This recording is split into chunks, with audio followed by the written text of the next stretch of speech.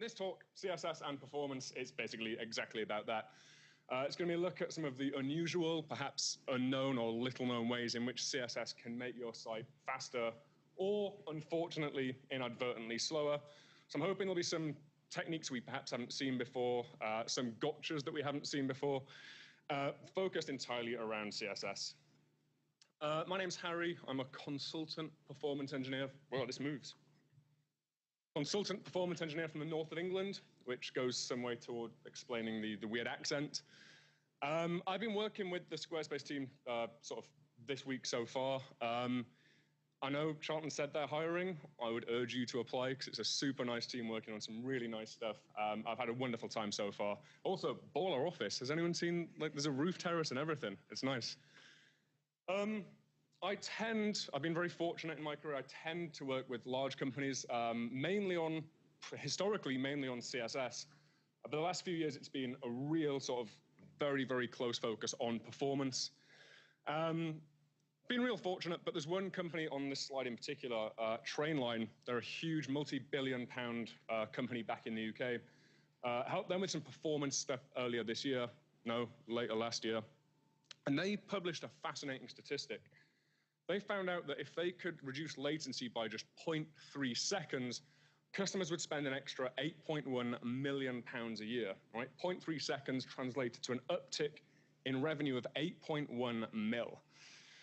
Now, this wasn't CSS related. We didn't fix this with CSS. I actually helped them on this body of work, and I really messed up because what I should have said is, if I can get you that 0.3 seconds, can I just have the 0.1 mil?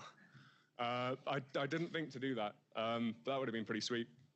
The reason I mention this, and I don't think Trainline will get mentioned again throughout the talk, but I'm just really keen to kind of impress upon you the fact that we don't need enormous gains to actually make business-facing value. 0.3 seconds being worth 8.1 mil, it's really easy to find 0.3 seconds. So this is a kind of power we wield as performance engineers. And it should hopefully help put some of the statistics, the numbers in this talk into kind of into perspective. So historically, CSS has been my thing, working on sort of design systems, scalable CSS, but I've always had a soft spot for performance as well. So any point at which these two overlap is just, I don't know, it's my favorite place to be, right? And that's what this talk's all about. It's kind of a way for me to indulge in myself, I guess. Yeah, anywhere where these two overlap is a real point of interest for me. So we're going to focus on that exclusively for the next sort of, I don't know, half an hour, 45 minutes perhaps. One of the first things I get asked when I discuss CSS in terms of performance is, why does it even matter? When we think about performance, your mind probably jumps more toward things like the network, right? How do we optimize for latency? Or how do we optimize single-page applications, right? How do we optimize for JavaScript? We might think about scalability, infrastructure. How do we deal with cloud? How do we deal with CDNs, etc.? CSS isn't usually the first thing that would spring to mind when we talk about web performance. But if we were to take a look at the HTTP archive, we will find that the top 3 of the top 5 leading causes of slow start render are all CSS related. CSS across the top 100,000 sort of domains on the internet. CSS is the top 3 most problematic reasons why we would have slow start render times. And that's because when we talk about rendering, we need to build something called the render tree. This is a super oversimplified, well, not oversimplified, just vastly simplified diagram of what happens when we start needing to put a web page together. This is the render tree, or this is how we construct the render tree. This is your critical path. If you've ever heard of the phrase critical path, this is pretty much it. This is the mandatory work that a browser has to do in order to start putting pixels on the glass in front of your customers. The server sends us some HTML and some CSS. Optionally, some JavaScript could act upon that the HTML. That JavaScript could act upon the CSS. The resulting thing, the representation, would be the DOM and the lesser-known CSS OM, the CSS object model. Blocking JavaScript can affect both the DOM and the CSS OM, so that's why any blocking JavaScript is also quite problematic. But it's not until these two have been constructed we can sort of transpose them into what is known as the render tree. So it stands to reason any bottlenecks, any slowdowns on this path, this critical path, are going to have a knock-on effect to how soon you can start rendering a page. So this talk is all going to be about optimizing this render tree, getting the render tree faster. Start off with a nice easy one, file size, right? You've all come to a performance meetup. I don't think it should come as a surprise that small files are going to be beneficial. Larger files will take longer to download, right? But there's an interesting, more hidden cost of large files. Anyone got any idea, just at a guess, how long it would take a Moto G4 to parse a 1 megabyte style sheet? I'd be really impressed, actually, if anyone guesses. Go on. Doesn't depend on the network. It gets parsed once it's arrived, so it would be once the file's arrived, independent of network conditions. Oh, not as bad as that, thankfully. Not as bad as that. That would be bad. It's actually 200 milliseconds, which is still a long time. Now, this is a real style sheet. This exists. I got a client who's got this great big sort of monolithic multi-WordPress install, multi-site WordPress install, and it kind of indiscriminately goes and grabs every 1,000,003,000,003 plugins they've used and munges it all into one giant style sheet. That resulting style sheet weighs in at 1 megabyte. Now, of course, there are network issues with trying to download a meg of assets anyway. That's not going to go very well, especially on mobile. But even if you've got the fastest fiber network in the world, the fastest, most stable connection, you're going to incur the runtime cost of just parsing a file of that size. And this is all divorced from network speed. So even if this file is coming from the browser's cache, it doesn't hit the network at all, you're still going to spend 1/5 of a second just parsing it. And this isn't laying anything out. It's not building any CSS on. It's not actually doing any styling. It's just churning over that amount of CSS. And this is a real project. We're spending 1/5 of a second just parsing a style sheet. Now, 200 milliseconds, I kind of wanted to humanize that value a little bit more. It's not really a very tangible number for me. I can't really visualize what that means. So it turns out that in 200 milliseconds, light could travel 60,000 kilometers, which is fewer miles, I guess. But then I thought, well, I don't even know how far 60,000 kilometers is. I can't visualize that either, which is not very much use. So it turns out, in the time it takes a Moto G4 to parse a 1 megabyte style sheet, light could have done 3 laps of the Great Wall of China. Could have done the Great Wall in China and back again. Do that 3 times, right? Just to parse a style sheet, it takes that kind of long. Or put another way, it could do an entire lap of Saturn's equator. In the time it takes a sort of average device to parse a 1 megabyte style sheet, light could have done an entire lap of Saturn. I've got a bit of a confession. When I was researching this bit of the talk, I learned way more about how fast light is than I did about how slow CSS is. So I guess take this one with a pinch of salt. One of the quickest ways to end up with gigantic style sheets is to start filling them with base64 encoded assets. We kind of now understand as performance engineers that base64 is something of an anti-pattern. We were told many, many years ago, perhaps instead of doing the top one, we need to preserve or conserve HTTP requests, right? We can only make 6 concurrent requests to an origin at a time. Why don't we get around that by eliminating those requests and embedding the images perhaps straight into the CSS file? We were told to do this with the best of intentions. No one told us this maliciously. People genuinely believe that, well, if we reduce HTTP requests, things will get faster. But it's not without its own problems. What we're doing is just filling our style sheets with unnecessary bytes. And the kind of tragedy here is image bytes are completely non-critical. If you remember the render tree we looked at the beginning, the critical path, images didn't feature on that once. As soon as we start to base64 encode assets into our CSS, we're actually moving non-critical assets onto the critical path. This is what it would look like if we were to base64 encode the Squarespace logo into a style sheet. I guess fair disclaimer, Squarespace don't do this. But we could send this over the wire as an image in a separate request. It'll arrive in its own time. Sticking this into a style sheet is not going to make that image appear any sooner. It will just make the style sheet appear later. So base64 is, widely now regarded as an anti-pattern. There are edge cases that we could discuss. I'm not going to discuss them, but there are edge cases, but widely regarded an anti-pattern. Because, it increases file size, but that file size increase now, unfortunately, lives on your critical path. Sometime last year, I did an experiment, not overly scientific, but it kind of gathered some interesting data.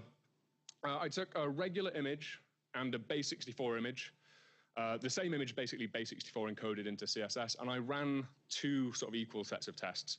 I wanted to look at the CSS parse time for each method, the image decode time, how long it took to actually decode the image using each method, and the first paint time, how long did it take to start painting the first pixel to screen by using each of these different methods. And I did that across desktop and mobile.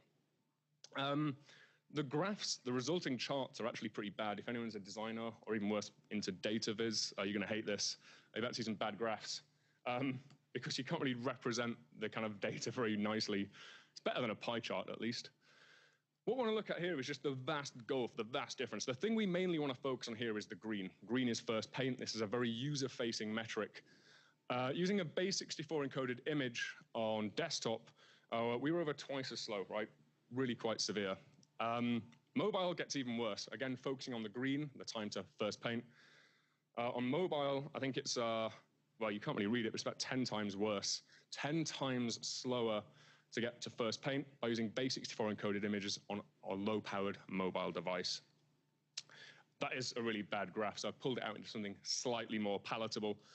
On desktop, parsing a base64 encoded image was over 10 times slower to parse that CSS file. On mobile, parsing the CSS file became 32 times slower. All of this lives on that critical path.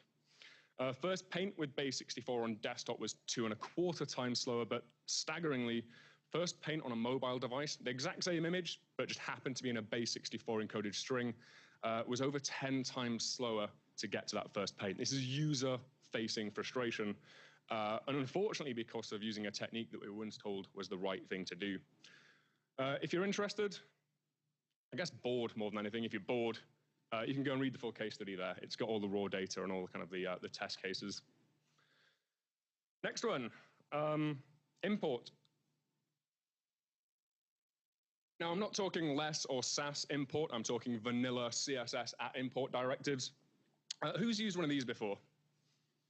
Yeah, most of us? Yeah. I've used them previously for things like Google Fonts. Keeps everything nice and encapsulated. My CSS file that goes over the wire kind of appears to have a single entry point. Everything looks nice and self-contained. The only problem with this is it's got a huge performance sort of cost. What we're doing is we're creating what are known as late discovered resources. We're burying references to subsequent style sheets inside of style sheets. I was working with a client recently, and they did something a little like this. This isn't the exact code. Those are a little more complex, but for kind of all the right reasons, they split their style sheets out into more granular thematic chunks. And their thinking was, well, we can cache bust these independently. So the reset and typography very rarely change, but components changed with every release. So it would be better for performance to cache these independently. I kind of reproduced this in a test case just for this talk. You can see there quite clearly, very, very clearly in the waterfall. There's complete sequential downloads here. We're completely losing any parallelization between the initial style.css and the resulting 4 style sheets that came out of it. This orphan download represents a huge bottleneck. After this CSS file arrived on the device, the browser's thinking, sweet, I can start rendering, right? I can build the CSS on. And it opens this CSS file, and the first thing it finds is 4 more references to different style sheets.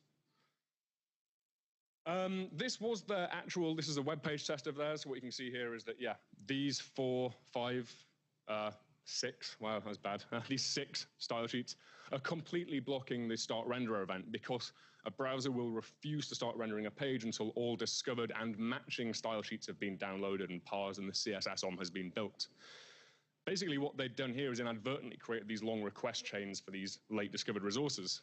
Style.css goes out, comes back. And again, at this point, when style.css has come back, the browser kind of wants to be able to render. First thing we do is say, not yet, go back and get 4 more things. I guess the CSS was kind of coming from inside the CSS, which is the most sort of suboptimal way of doing things. The fix for this was remarkably simple, because I just flattened these out into 4 link rel equals style sheets, and the site got about half a second faster. I'm in a client's office, so I probably shouldn't say this, but never tell your clients how you're fixing things. If I'd have told them I'd done this and then submitted an invoice, I'd have got laughed out of the building. But it can be something as simple as that, right? Just discovering these things and just flattening them out made the site half a second faster. Again, with the test case that I built, we can see here we're achieving complete parallelization because we're running over H2 as well. Now, this sounds trivial, but we mentioned earlier 0.3 seconds worth 8.1 mil. The delta in the test case was 412 milliseconds. So just from changing 4 imports to 4 radical style sheets, that could have been worth sort of over 8 mil to certain companies. Next one, got what, more millions in dollars? Sounds more impressive. Yeah, I'll do it in yen next time. Really impressive. Right, Selector performance. No talk about CSS performance would be complete, I guess, without talking about selectors. But cautionary word of advice, this is probably the last thing on your list of things to optimize. Selector performance is fascinating more than it is useful. I haven't really in the wild seen many bottlenecks with selector performance. It's possible, it does happen. One of the most compelling examples of it happening was at GitHub. I think it was either as long ago as 2013, maybe even 2011. There's a really good talk online about it. GitHub were using quite inefficient selectors to select the table cells in their diff view. And if you've got a particularly complex diff, it's in, like you might have 21,000 table cells on that page perhaps, they had a descendant selector that was just having to find maybe 21,000 table cells and then match them all against the descendant selector. They were actually getting genuine, like noticeable bottlenecks through selector performance.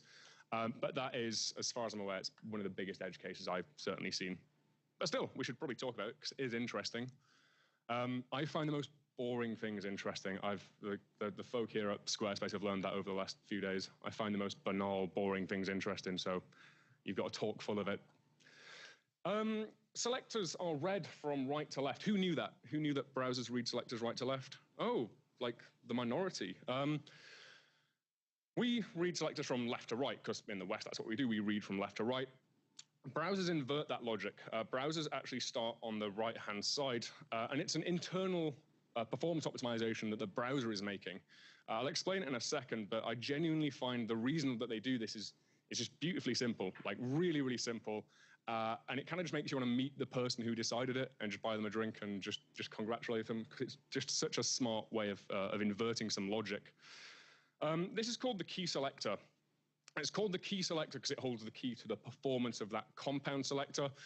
And when you think about it, it is the most important part. This is the thing that we're styling. Anything to the left of that circled item is just caveats and conditions. It's just effectively if statements. If it's in this, if it's inside of this, then we'll style it. So what the browser wants to do is immediately work out, is this key selector even important? Is it even in the page? So the reason the browser starts at the right-hand side is it wants to find immediately, is that key selector even in the HTML? Because if it isn't, I don't need to do any more work. So it's a really simple inversion in logic that allows the browser internally to to match these selectors much quicker. I've got a really contrived analogy which helps me explain this. When you're a kid, you may have played games like this, little puzzle games. There's a pot of gold, a bunch of money that you need to get to. But you're a kid, right? You got things to do, you've got places to be. You don't have time to start at the left-hand side and take a 33% chance of getting it right.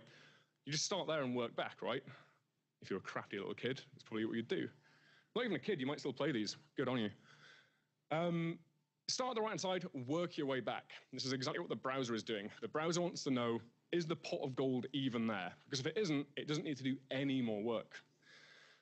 This means the browser can cancel out immediately and not have to do any further selector matching. So this simple inversion in logic makes selectors much faster to match.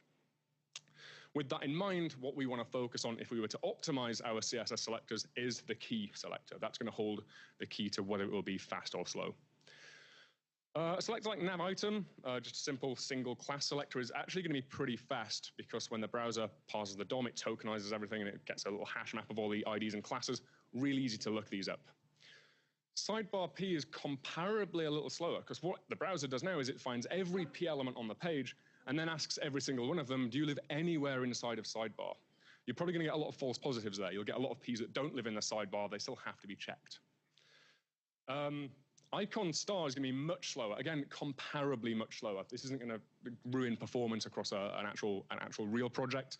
But comparably, this is much slower because every single DOM node on the page, right, every single one, including your title tags, your title element, your link rel equals style sheets, your script tags are all going to have this question asked of them. Do you live anywhere inside an icon? On the flip side, this is actually pretty fast. Don't know if people remember a few years ago when we were switching to the global box sizing and using the star selector, a lot of people were like, oh, the star selector is kind of slow, we shouldn't use it. that's the fastest way to select every DOM node on a page. You can't really do it in a much more performant manner. So a bare star selector is actually pretty fast. A bit of a quiz. Which one's faster? Put your hands up if you think the top selector would be faster. Put your hands up if you think the bottom selector would be faster. Okay, put your hands up if you're genuinely not sure, because that's fine. Put your hands up if you are able to use your hands. There's some people unaccounted for. Cool. The top one is faster. The reason the top one is faster is because we're basically asking the browser to do less work. The analogy I'm going to use here is, if somebody asked me, Harry, is your father called John? I can immediately answer that no, he isn't, right? Because that information is very readily available to me. That's what the top selector is doing. We're using a child selector. Because we're starting on the right-hand side, we only have to look up one DOM node in the DOM tree to be able to answer that question or not. The bottom one would be like saying, hey, Harry, was anyone in your family tree ever called John? I guess as a British person, the answer is probably yes. But I don't know of any sort of forefathers called John, so I would have to do a lot of research, right? Take me months to work this out. So that's the kind of analogy there, is that descendant selectors are some of the most expensive because the browser has to check an element and then its parent and its parent's parent all the way until it either gets a match, at which point it can stop, or it reaches the HTML tags, at which point it cancels everything out. Cannot stress this enough. Do not rush into the office tomorrow and rewrite your CSS to look more like the top one. This isn't going to have really perceivable benefit, but it is just kind of interesting. This is how it works. And by and large, descendant selectors like the one at the bottom are the most expensive. Years and years and years ago, a browser called Opera. Don't know why we have Opera. That's really bad. I shouldn't say that. Okay, no, Opera Mini is the one that really confuses me. But Opera had some tooling called Dragonfly. And in Dragonfly, we actually used to be able to look at specific selectors' speeds, right? The performance of specific individual selectors. This is really powerful. It's just, again, it is kind of just interesting, but even this long ago, selectors are already incredibly fast to match. It's not something worth optimizing for. Who wants to see this in Chrome, in Chrome's DevTools? Show of hands. I'm really sorry, you can't. It doesn't exist in Chrome's DevTools, but if you want to see it, please do me a favor, take a picture of this slide right now. This is like a discussion on a Google product forum in which I and a bunch of other developers are asking them to consider putting this into Chrome's DevTools. All you need to do here is just go, turn up and just say, yeah, +1, I want to see this as well, just to get some kind of noise around it. Because hopefully we will be able to see this kind of tooling in DevTools in future. However, I'm not that nasty. I won't leave you completely empty-handed. The way you can roughly proxy this information currently in DevTools, roughly 50% of a recalc style event is dedicated to selector matching. So if you see a recalc style event in your performance timeline view, roughly 50% of that is CSS OM construction, working out, oh, this is red, but it's no longer bold because it got overridden by this. The other 50% is left to selector matching. So this is my homepage. What we can see here is the recalc style event for the entire homepage, for basically doing the entire homepage worth of CSS, was 14 milliseconds. So to do every single CSS selector's matching on an entire page worth of content only took Chrome sort of 7 milliseconds. Basically, cannot stress this enough, do not go out of your way to optimize for this. It's interesting, but it's not critical. Feeling good? No one's gone to get a beer. I was going to send someone to fetch me one, but maybe in a bit. Cool, well, let's keep going then. Alphabetic CSS. So anyone write their CSS declarations in alphabetical order? I love you. Good. Right, you shouldn't do that. It's horrible. I reckon the people who do that knew what was coming and left their hands down on purpose. If the previous topic was the last thing on your list of things to optimize, this isn't even on that list. But it turns out, if you write your CSS declarations, your CSS properties in alphabetical order, you're going to have performance wins. And that's because of how gzip works. So if we were to take an example, simple sample bit of CSS, alphabetize it, what we'll find is that after gzip has acted upon this bit of CSS, the file size, the resulting file size will be smaller. A little bit smaller. If I bust out my microscope, I'll find that this is actually 3.24%. Now, Here's the thing, if you are kind of Facebooky, Googly scale, 3.24%, maybe you wouldn't turn your nose up at that. And it's kind of trivial to automate this kind of stuff. Tools like CSS Comb can do this as part of a build process. So author your CSS however you want. You can look at automating this alphabetization as a build step, and you could end up saving like 3.24% file size. What I'll do is give a really quick, very crude, very non-scientific primer on why this is the case and how gzip works. If we were to take a string, AAA, BBB, CCC, which is 9 bytes for argument's sake worth of data, if we wanted to store this more effectively, we could actually rewrite this as 3A, 3B, 3C, right? Collapse that down to 6 bytes worth of data. When we expand this sort of algebra back out, we get 100% of the original data back, right? We managed to retrieve 100% of the data, lossless encoding. This is roughly, as a metaphor, how gzip works. This is why the alphabetization of the CSS is beneficial, because gzip loves that repetition, it loves that consistency. If we had non-standardized, non-consistent ordering of our content, CBC, AA, BB, AC, the furthest we could collapse that down is not at all. CBC, 2A, 2B, AC. We're not getting any gains there at all. This is a very crude oversimplification, but the key takeaway here is that gzip really, really appreciates repetition and consistency. So if we can provide that, then gzip will be more effective. Legend, cheers, dude. This even goes as far as, and this is a micro optimization also, but write your HTML attributes always in the same order. Always do a href, or like pick a standard and stick to it. So if you do a href whatever, title equals whatever, always do a href title. It's micro optimization, but it's basically how gzip works. It would appreciate getting them in a consistent order. Fresh off the back of that nugget, let's look at mixin versus extend. I've got opinions about extend. If we wanted to do like a 4-hour talk, I would talk about extend. We're not going to do that. We're just going to talk purely about performance. Your choice of the two, your choice between mixins or extends, will have some bearing on kind of the performance of your CSS over the network, so specifically network performance. To give you a quick kind of, again, very oversimplified demonstration, I built the same feature twice, once with SAS's extend directive, once with Mixins. Pre-compiled, extends was 20 lines of code, Mixins 24 lines of code. Now, we don't really care about lines of code, and pre-compiled assets makes no difference to anyone. So once we compile this out, we find that extends actually drops down to as few as 18 lines of code, whereas Mixins goes up to 30. We've just got a vast difference there. It's quite a big difference in file size. So what would you rather have? What do we think is better for performance? Who thinks extends is going to be better for network performance? Smaller files, right?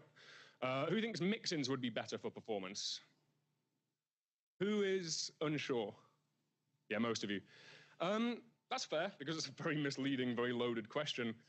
Mixins are going to be better for network performance after we've gzipped them, because remember how gzip loves repetition. Mixins example has all of that text repeated. Extends, by comparison, it only shares a couple of classes twice. Mixins has got all this repetition, which means that after we've gzipped it, the file size of Mixins plummets to the tune of about 23% on average. In very non-scientific tests, I found that it's around 30%. On a realistic project, I kind of recompiled out.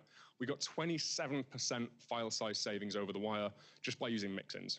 Now, what I'm not discussing here, and what you would rightly kind of ask me about or should ask me about, actually don't actually ask me about it because I don't have an answer, but you would be right to ask me about it, is the runtime cost of this, because Mixins will be more lines of code going through the parser. I haven't looked into that yet. So this is purely network performance. Mixins are better for network performance than extends. That was very non-scientific, so here is an actual demo. I took a real, an existing project and quickly, I built it all using Mixins. I quickly recompiled it using extend. And we found that by far, Mixins were larger on disk, right? So on disk, Mixins came in at 108 kilobytes, whereas extend was a mere 72 kilobytes. But after gzip, the tables turned, and we got Mixins down to 12 kilobytes versus extend only going as low as 18. Is anybody familiar with the magic 14 kilobytes when it comes to performance optimization? Show of hands for the 14 kilobytes. So real quick, on a brand new TCP connection, where TCP slow start is working, the maximum throughput you can get on a first round trip of a brand new TCP connection is around 14.6 kilobytes. It's 10 TCP packets.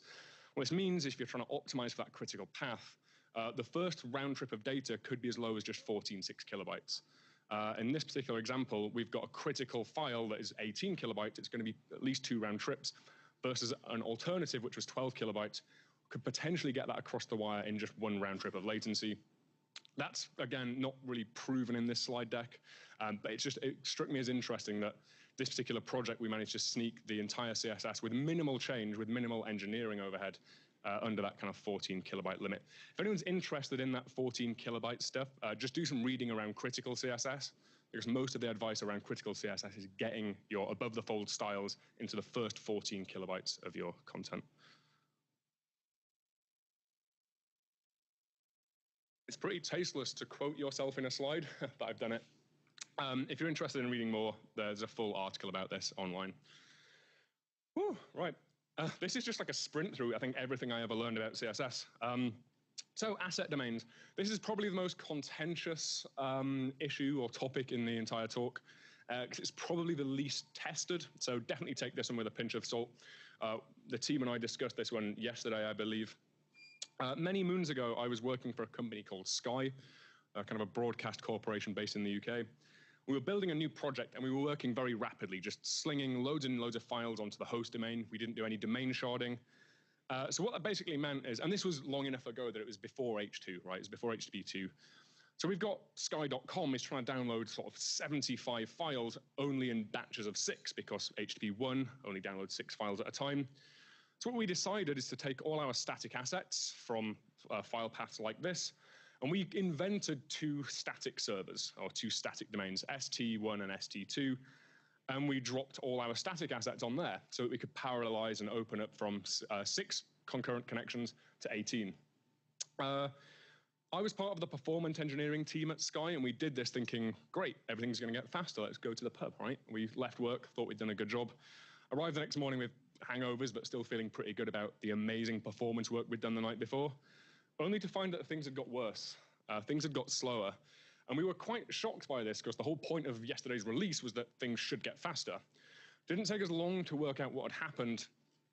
Because we'd now moved our CSS away from the host domain and onto a separate static domain, the browser had to go and do DNS lookups, TCP handshakes, and then some TLS negotiation.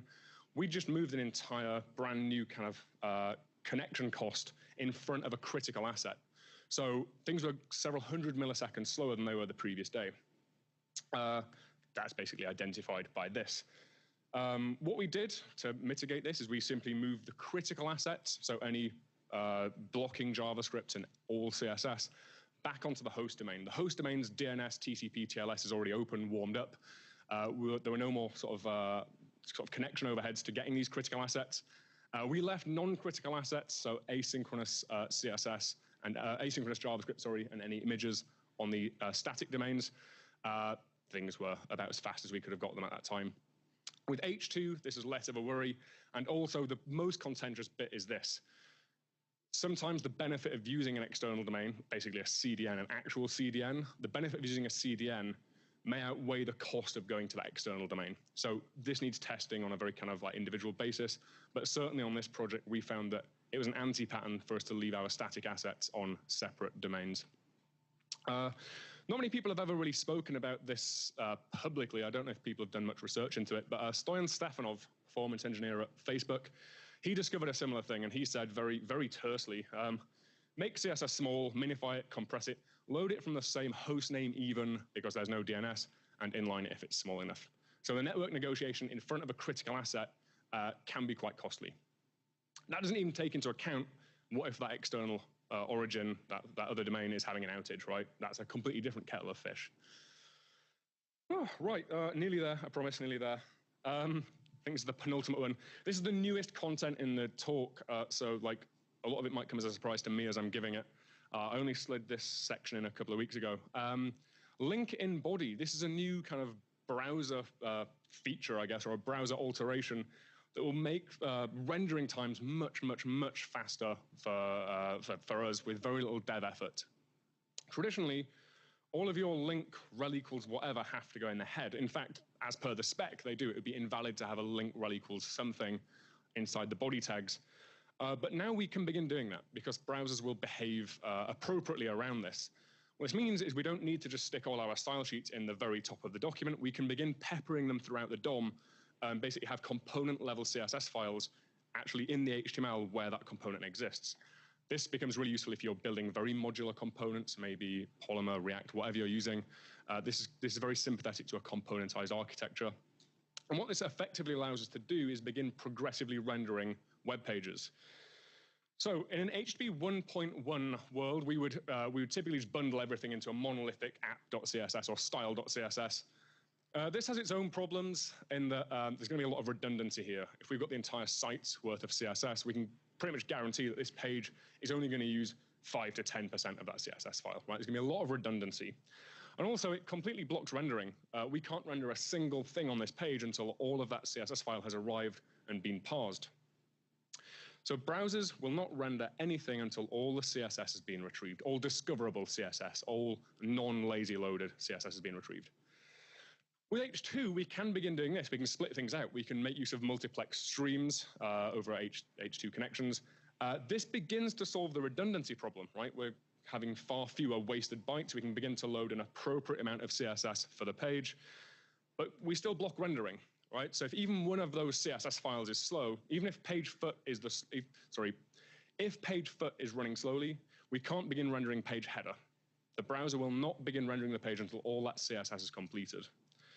However, a recent change in pretty much all browsers, do you want to take a picture of that previous slide? Take a picture of that? Right. I wasn't just asking somebody if I saw a camera come out. I wasn't just like, hey, take a picture of my stuff. Thank you. That made me feel good. Yeah, there we go. Yeah, this is still going to block rendering. A recent change now across almost all browsers is they will only block rendering of subsequent content. So they will only block the rendering of HTML beneath the current link rel equals style sheet. Yeah, so Chrome, Canary shipped it a couple of versions ago. Chrome is about to land it in about 2 weeks. It's always been the case in, well, we'll take a look in a second, actually. But yeah, one of them is so recent it hasn't even happened yet, but it's completely progressive, so there's no detriment to start using it now. What we can begin doing is this. We can now actually drop these style sheets throughout the HTML as they're needed. Because what browsers will now do is they will render as far as they've got the CSS for. So that means that if they can grab all the CSS except page foot, they will render up until that point of the HTML. And they won't render anything beneath the outstanding links. Well, this means we can step through the page and progressively render it.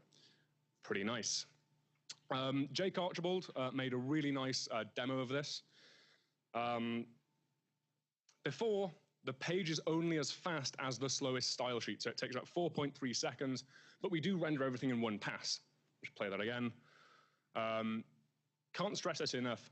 Current behavior is that the browser is only as fast as the slowest CSS file. The waterfall for this page, you can see that footer.css was indeed the slowest file by quite a long way. It took about 4 seconds to get that file over the network, and we didn't start rendering until around 4.3 seconds. So all of those other style sheets that had arrived were held back by the slowest one. With the new browser implementation, we get something that looks a little more like this. Starting to render after 0.3 seconds, the browser will now render the styles as they arrive. Looking at the waterfall for this one, we can see that actually all of those files were pretty slow, but because initial.css was super fast, we started rendering almost immediately. And because the browser is now stepping through and rendering as much content as it can, we get a progressive render. So a word on browser support then.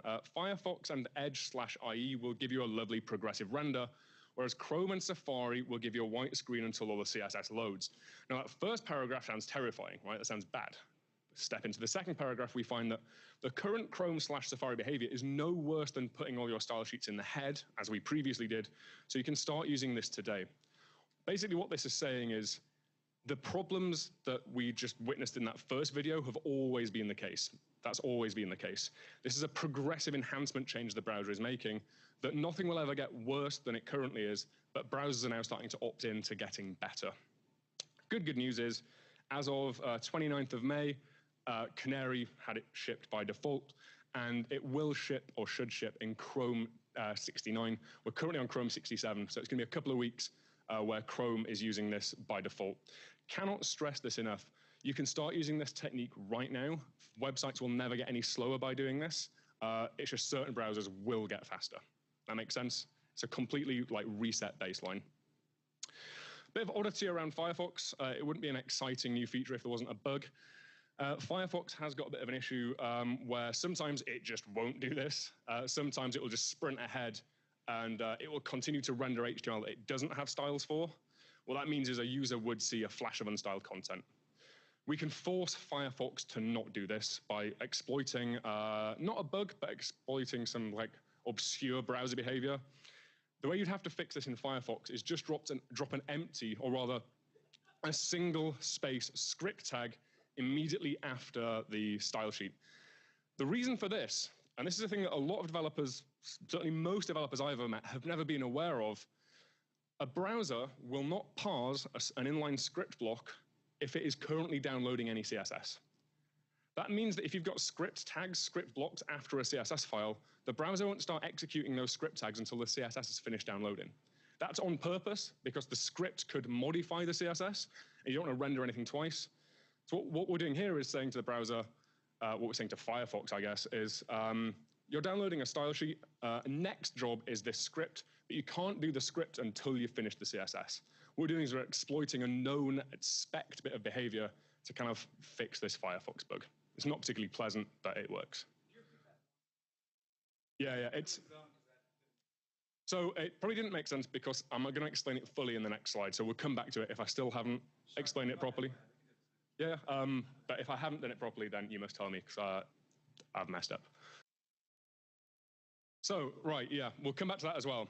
This is a thing that most developers are not aware of, and it's a huge fundamental runtime performance thing. We'll come on to we'll answer both of these questions next. So yeah, it's got huge ramifications. We've been looking at it this week. I would say, honestly, a good 95% of developers I've worked with were never aware that this was the case. But let's talk about loading CSS and JavaScript. Not CSS in JavaScript. We're not having that holy war, not today. The whole phenomenon I just kind of crudely tried to verbalize, we'll look at in slides. Basically, here's the soundbite. Inline scripts block on CSS OM construction. What this basically means is a browser will not parse or execute any inline script blocks if the browser is currently downloading any CSS. That's because this script block here could change how the page looks. So if the browser didn't pause, and the browser just says, okay, I'm going to start downloading this style sheet, this JavaScript turns the page red, oh, the style sheet's arrived and it changed the page to green, the user's going to see the page go red then green. The browser doesn't know what that script's about to do, and that script could change the look of the page. So what the browser does is, whilst it's downloading that CSS, it will say, well, if I'm downloading CSS, I'm not going to parse anything else, purely because I want to know what the CSS OM looks like, and then what the JavaScript says, and I'll use those two bits of knowledge to style the page. What gets annoying is if that script doesn't change the CSS, the browser will block anyway. So to your point about analytics, you will find that when you implement Google Analytics, you've got an asynchronous loading script like this. You get a script, and Google Analytics, the developers, the documentation, it actually says, hey, paste this as the first thing in your head tags. And as a web developer, you're like, piss off, I'm not doing that. I know what you're doing. I'm not putting analytics first in the page. You can forget that. Turns out Google, surprisingly, have been correct all along. If you want your scripts to execute immediately, do not put them after any style sheets. So what's going to happen here, this asynchronous loading snippet, is this snippet's not going to execute until the CSS is finished. Now this script is about to create another script tag, right? Another script element. We can't download this script, what have I called it? Script.js. We can't start downloading that until the CSS is finished.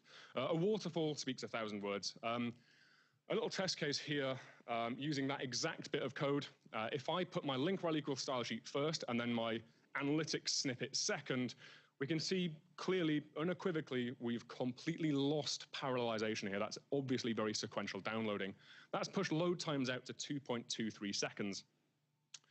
If I was to take that snippet, or those two snippets, and simply swap them around, excuse me, we begin to get that parallelization back. Exact same code, exact same example, load times of 1.3 seconds, roughly half.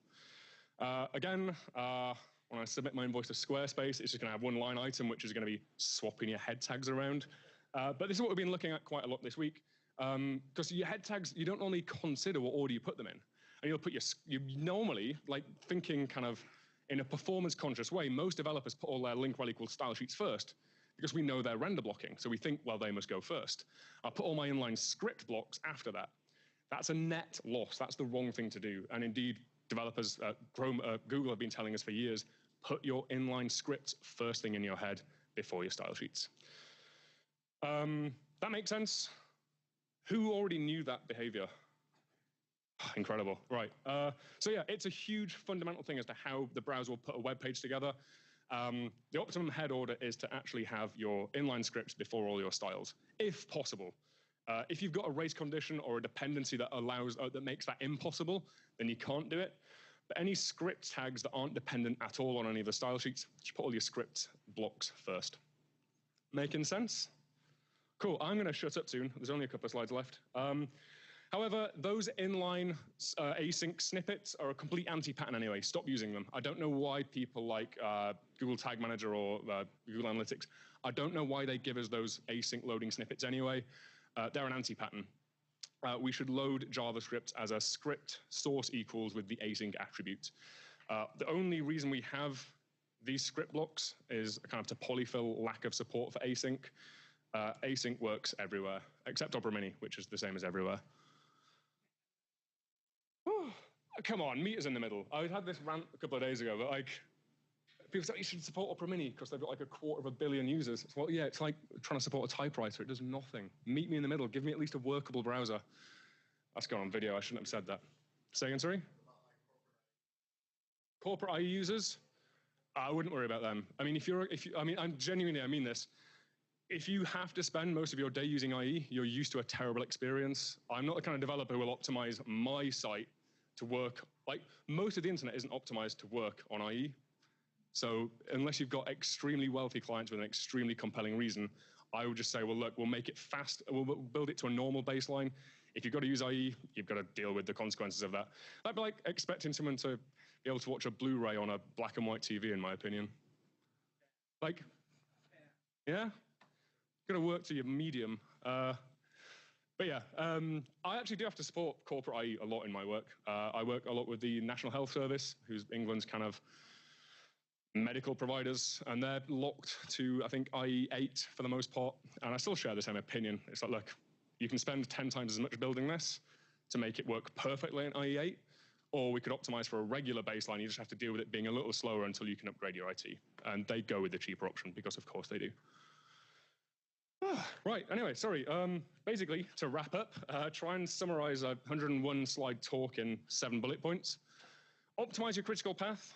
Really keep an eye on your critical path. Try and keep blocking scripts and blocking CSS as out of the way as possible. Avoid base64, except for a handful of exceptions. Try and avoid base64 encoding assets. Import is evil. Don't use CSS import because it creates these long request chains causing late discovered resources. So is extends for many reasons, but the primary topic today is how extends isn't so good for performance. Alphabetic CSS is better, but only for performance. Don't try and optimize to actually typing your CSS in alphabetical order. If you're going to go for this, automate it. And finally, get your head straight. Imperative to remember that thing about scripts, inline script blocks. Inline script blocks will not execute if the browser is currently downloading any CSS. Thank you. There we go. Those slides are already online, so you can grab them there. But thank you. Apologies. No, inline styles aren't affected. So your inline styles will be parsed, but the CSS OM isn't constructed until everything arrives. So sorry, they're parsed but not applied. the browser, while it's downloading CSS, will parse CSS. It just blocks on the script. In an ideal world, for mobile or desktop even, but in an ideal world, yeah, identify your blocking or above the fold or critical CSS, inline that in the head, and then lazy load everything that's considered below the fold. We spent years trying to get rid of the fold. Now it's back. But yeah, inlining it is a good option. Charlton sort of worked out yesterday that another optimization you can do is if your tooling can extract your media queries. There's always that age-old question of, do you write your media queries inside the component, or do you have like a large.css or a tablet.css?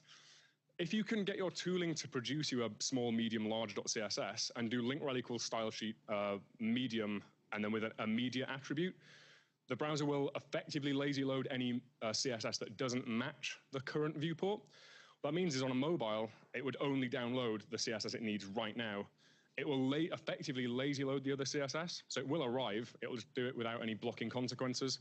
So if you've got a code base where you have got a tablet.css or whatever, load those as separate link rel equals style sheets. The browser will effectively lazy load that, and that will have performance wins.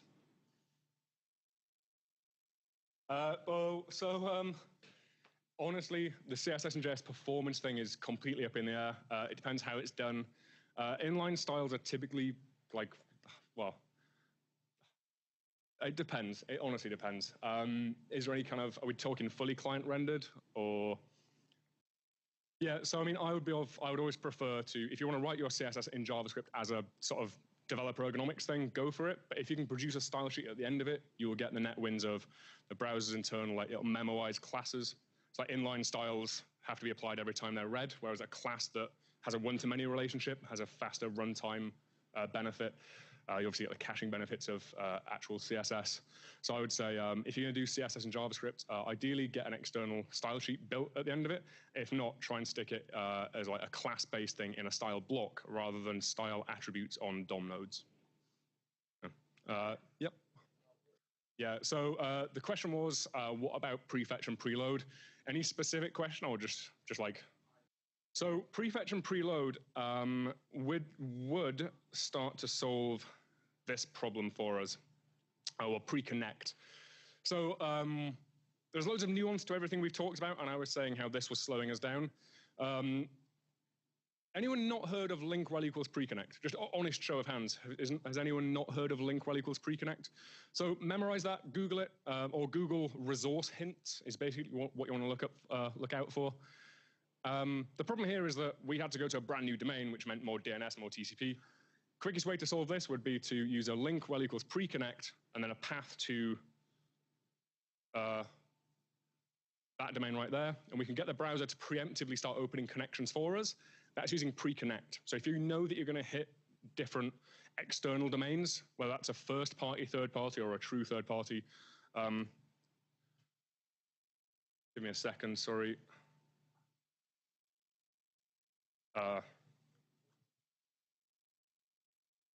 Link rel equals pre-connect, and then href is whatever the third party is. That's pre-connecting, that's opening connections to different origins. Prefetch would allow us to download a different file. So an example here would be, let's imagine we're working for YouTube, and we are currently building the search results page. So someone's just searched for like cute cat videos, and they're looking at a list of thumbnails. If they're on the search results page on youtube.com, we are 99% certain the next thing they're going to do is click one of those thumbnails and go and watch a video. So what we could do is from the search results page, we could do link rel equals prefetch, href is videoplayer.css. And what this will do is it will download videoplayer.css for the next page, but whilst we're on the current page. This is really powerful for subsequent navigation. If you've got like consistent user journeys on your site or your application, you can start using prefetch to preemptively download the next page's assets. And was the other one preload that you asked about? Preload would begin to solve, let's say, okay, this is a very contrived example because it's not quite true. I feel like I've lied to you a lot tonight. Let's say you do have a problem like this that you can't fix. Let's say that you can't get into the CSS to fix this, and we are going to be stuck with this long request chain. A way to mitigate this is inside the HTML, we could do link rel equals preload, and then we could say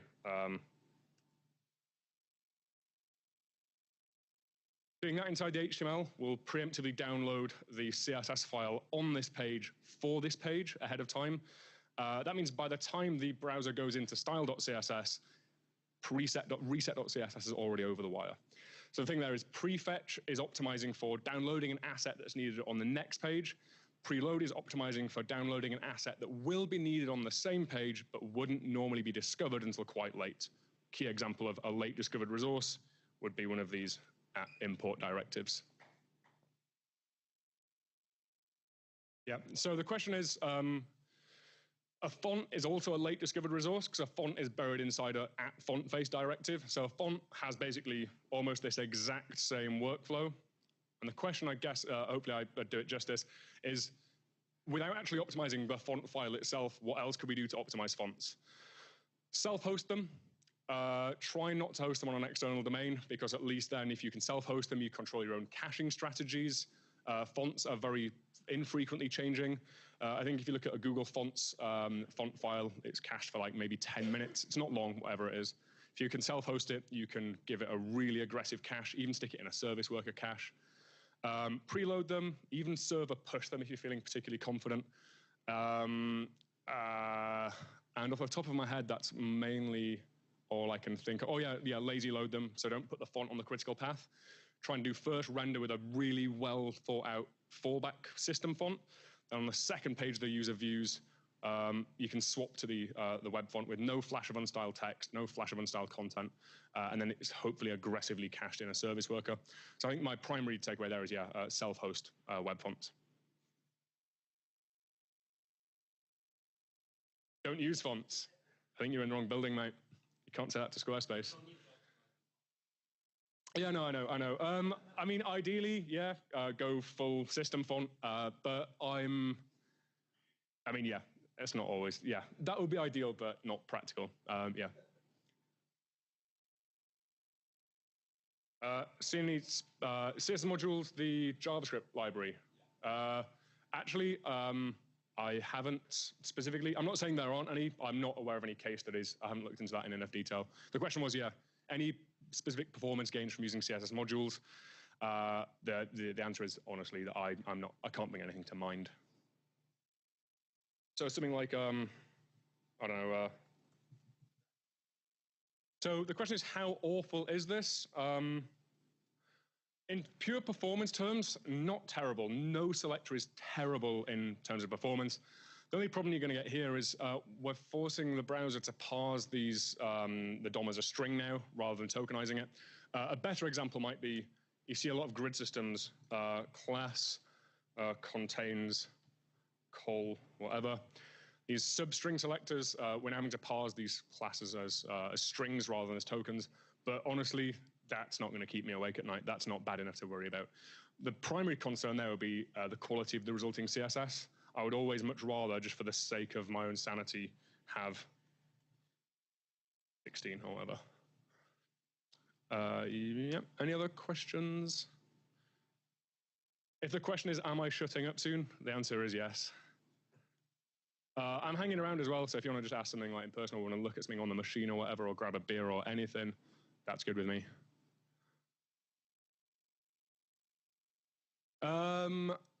Yeah, there's one,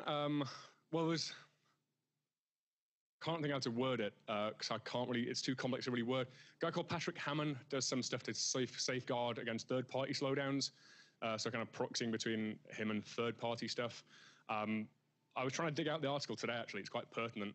All I know is that it is interesting, but I've forgotten entirely what it is. But if you, Patrick Hammond, service worker, he works at Fastly. And then, yeah, nothing really that compelling. Intercepting network requests for like, well, the offline case is the most compelling, but it's not really interesting because that's kind of what service work is designed for. So I'm not really aware of anything really, really flashy or really unexpected with service worker. The flip side is a pretty big gotcha is, I'm not going to name and shame anyone, but a friend of mine wrote a book and made it available online. and the homepage is tiny. It's all text. There's no imagery, and it loads really quick. And you're like, oh, this is blazing fast. What he has unfortunately done is got a service worker that's basically like almost wildcard, like cache everything. So you visit this one homepage, and it's like, what, like 17 kilobytes of HTML, a tiny amount of CSS, loads really fast. He then in the background goes on to download nearly 17 meg of data to cache his entire book offline. Now, 17 meg, yeah, I mean, yeah, it's not the end of the world, but I travel quite a lot for work, and there's certain countries where I don't get any kind of roaming data allowance. I was in Serbia around March, and it was £7.20, so it's like pushing $10 per megabyte, which means his book, if I'd have downloaded it by accident, if I'd have just thought, oh, I remember that homepage was really tiny, I'll turn my data on and quickly read it, could have cost me $170. So the flip side of something clever is something quite as blunt as that. Does it what? So halt rendering? It won't halt rendering. So it depends how you're doing it. So dynamically adding any content could if you're using like a document.write, for example. But as a broader question, like does dynamically adding link tags block rendering? No, if you do it sort of considerately. But what I would recommend doing, and we're kind of looking at this at the moment. Don't know if I can say that. We're not looking at it at all at Squarespace. If you've got a somewhat predictable user journey, but you're not quite sure, what you could do is, if a user hovers within 200 pixels of the add to cart button, you could use JavaScript to create a link rel equals prefetch shoppingcart.js. So that's a really good use case for dynamically generating these things. And it shouldn't, as long as you generate the element responsibly, it shouldn't have any sort of rendering issue.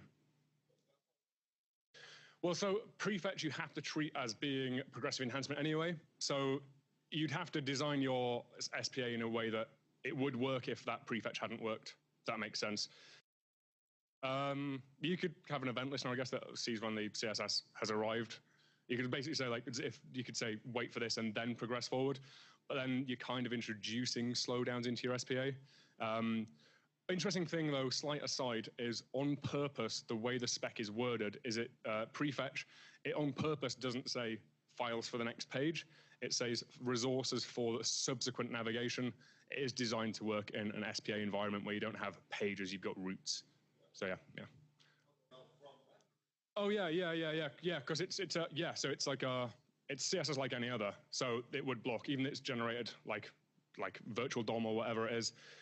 It gets parsed like the DOM, and the browser would say CSS isn't here yet. I won't render anything. That's my bad. I misunderstood. Thanks everyone.